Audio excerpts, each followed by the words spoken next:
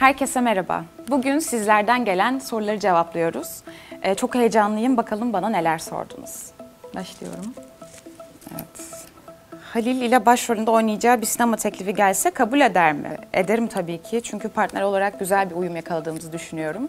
Çalışmaktan da keyif aldığım bir isim kendisi. O yüzden seve seve oynardım. Keşke gelse. Bizim burada şeyimiz yok mu, zilimiz? Vazgeçiyorum falan. Partneri Halil İbrahim Ceyhan'ı 3 kelimeyle ifade eder misin? Zeki, başarılı, bu 3 kelime olmayacak ama insanları idare etmeyi bilen biri kendisi.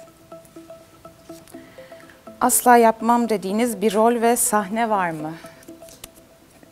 Yok galiba. Yani karakter ne gerektiriyorsa onu oynayabilirim. Böyle bir sınırım yok.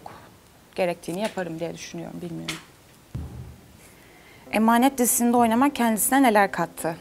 Ya ilk olarak hiç tahmin edemeyeceğim kadar bir başarı, uluslararası bir başarı kattı ve bu çok gurur verici bir şey benim adıma. Aynı zamanda burada çok güzel insanlar tanıyorum. İnsan biriktiriyorum, güzel anılar biriktiriyorum. Sizleri biriktiriyorum, çok değerlisiniz bizim için. Çok gurur ve güzel bir şey. O yüzden mutluluk kattı diyelim kısaca. Kendini sahnelere nasıl hazırlıyorsun? Güzel bir soru.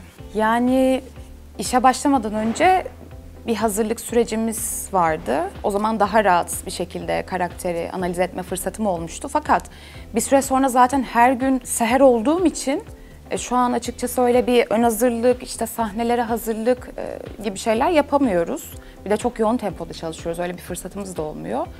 Özel olarak yaptığım bir şey yok. Sadece anda kalmaya çalışıyorum. Yaşamaya çalışıyorum Seher'le birlikte. Bu kadar. Gerginken kendini nasıl sakinleştiriyorsun? Güzel. Sakinleştiremiyorum. Yani şöyle bir şey. Bununla alakalı biraz işe başlamadan, yani daha bu sektöre başlamadan önce yaşadığım bazı sıkıntılar vardı. Ama daha sonra işe başladıktan sonra bunu kontrol etmeyi öğrendim. Ve çok yaptığım bir taktik vardır. Böyle gerginken bir ortam. Oradan uzaklaşırım. Biraz zaman geçiririm. Kafamı dağıtırım. Şarkı dinlerim. İşte başka şeylerle uğraşırım. Sonra o ortama tekrar geri döner. Konuşmaya çalışırım. Bunu uyguluyorum. İşe de yaradığını düşünüyorum.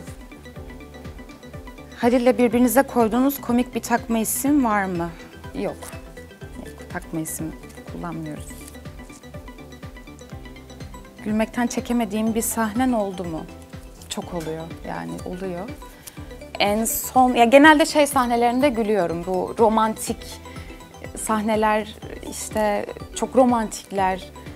O bir tık beni böyle güldürüyor bazen. Onlarda gülüyorum. Başka var mı?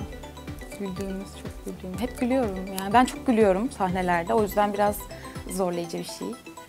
Öyle şey yok değil mi? Belirgin bir şey yok. Evet. Ama gülüyoruz genelde. Seviyoruz. Yeşilçam aktrislerini düşününce kendine idol olarak gördüğün biri var mı? Varsa kim? Yani Gülşen Bibikoğlu'nu ben çok beğenirim. Ama idol olarak yani kimseyi hiç düşünmedim. Ama tabii ki hepsini çok beğeniyorum. Ama Gülşen Bibikoğlu benim için böyle ayrı bir havası var. Onu seviyorum. Kendisini en motive eden şey nedir? Motive eden şey, yani bir şekilde bazı insanların hayali olan şeyleri yapabiliyorum. Bu beni motive ediyor. Mutluyum, sağlıklıyım. Ailem çok şükür yanımda. Ya, sevdiklerimle olmak beni motive ediyor. Öyle başka bir cevabım yok buna.